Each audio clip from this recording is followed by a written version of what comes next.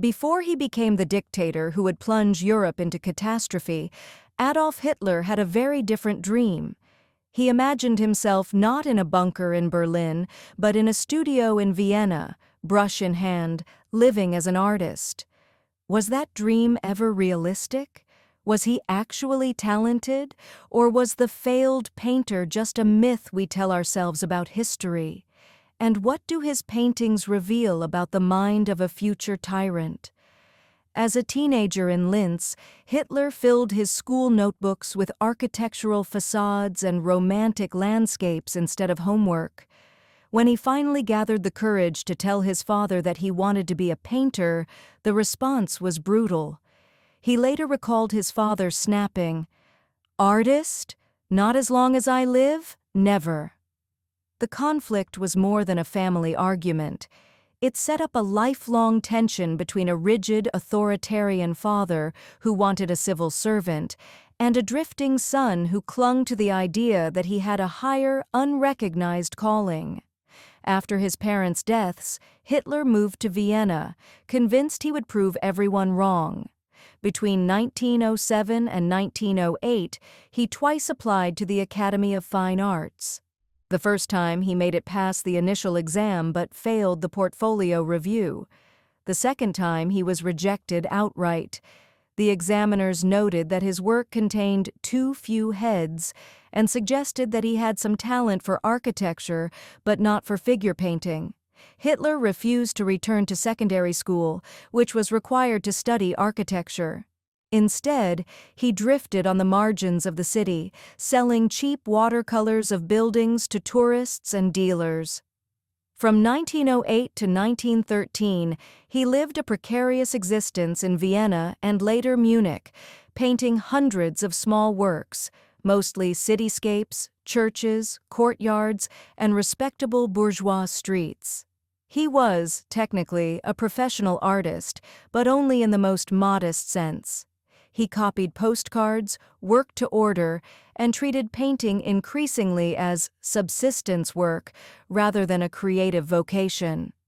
What did these paintings actually look like? When we line them up, a pattern emerges. Roughly 4/5 of his known works focus on architecture: opera houses, palaces, town squares, churches. Human beings, when they appear at all, are tiny, anonymous staffage, dots in the street, silhouettes under arcades. There are almost no portraits, no close-up studies of faces, no scenes of modern urban energy. For an aspiring painter in an era of Klimt, Schiele, and the Viennese Secession, it is striking how little of the modern world appears in his art. Technically, Hitler could draw. His perspective is usually correct, his lines clean, his facades carefully shaded. But critics who examined his Academy portfolio were unimpressed. An American journalist who saw his student works in the 1930s described them as prosaic, architect's sketches with no rhythm or inner life.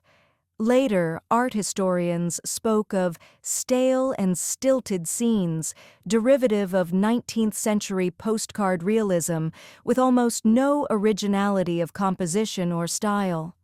Modern commentators who have looked closely at the paintings tend to converge on a similar verdict.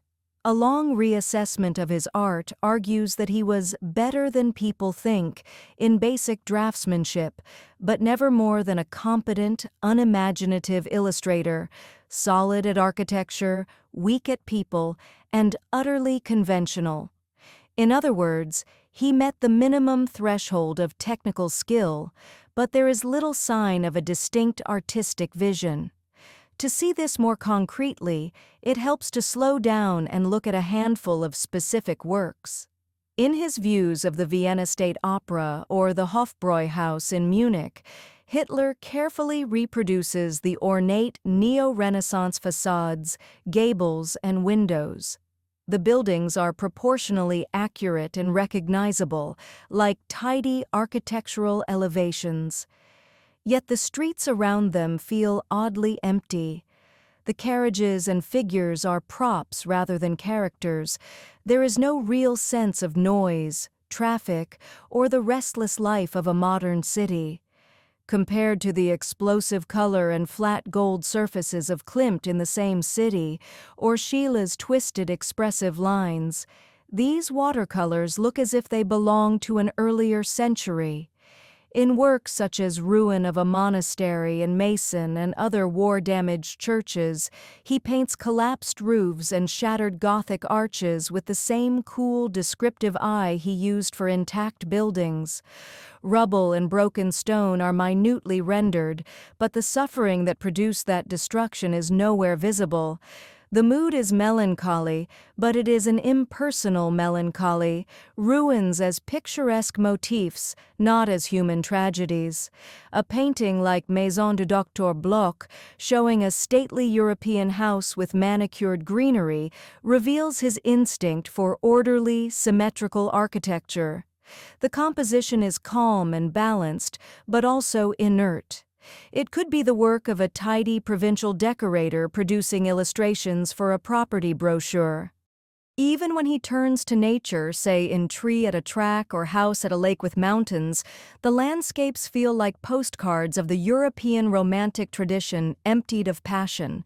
There are mountains, lakes, forests, but little sense of weather, drama, or personal response. These are views to be sold to tourists, not meditations on nature. Perhaps the most revealing, though, is his self-portrait on a stone bridge over a stream.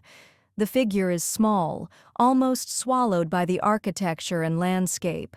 Even when painting himself, he recedes into the scenery. There is no bold assertion of personality, just another anonymous figure in a carefully composed but emotionally muted scene. All of this feeds into the central question: if Hitler's art looked like this, could he reasonably have expected the Vienna Academy to admit him? The Academy's own view appears to have been no, but they did not tell him he had no talent whatsoever.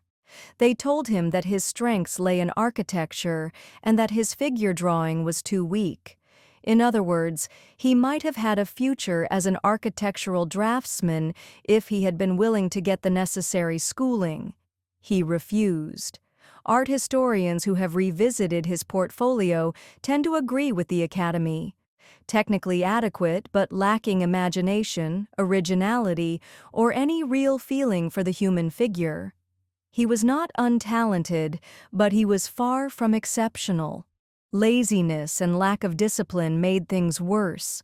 Biographers like Ian Kershaw describe a young man who never held a regular job, who drifted, slept late, and spent long hours daydreaming in cafes, convinced he was destined for something great without putting in the sustained work to get there.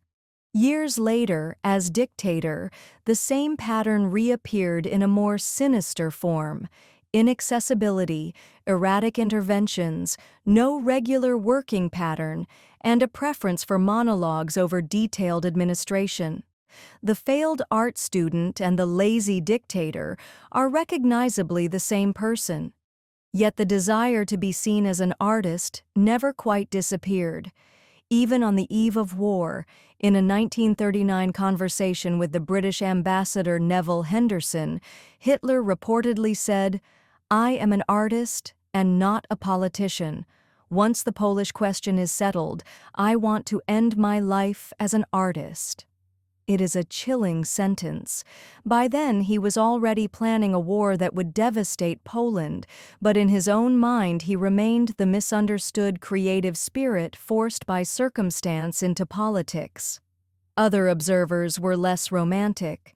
Writers like Thomas Mann mocked the lazy wannabe artist who refused ordinary work while nurturing grandiose fantasies of destiny. Kershaw and other historians see his Viennese years not as a tragedy of lost genius, but as a case study in resentment, a mediocre talent, overrating himself, looking for external enemies to blame for his failures. Today, Hitler's paintings exist in an uneasy space between art and document. Some are held by the U.S. government and are not exhibited, precisely to avoid turning them into cult objects.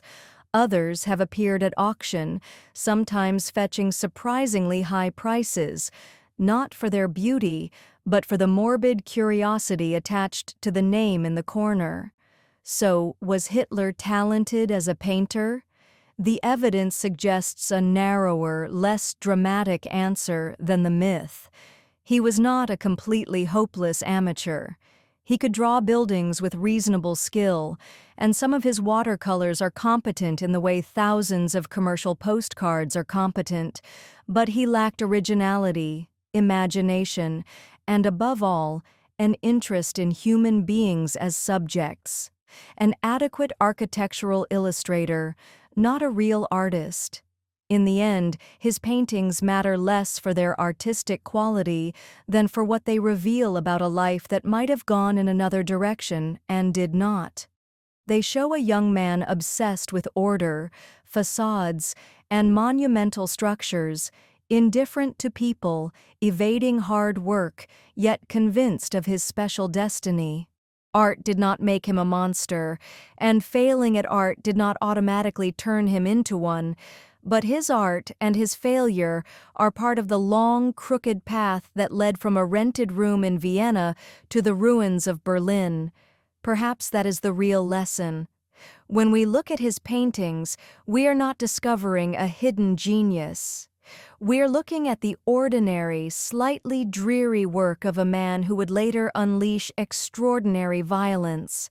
The canvases themselves are not dangerous. The story we tell about them, the myth of the failed artist who might have saved the world with a paintbrush, can be.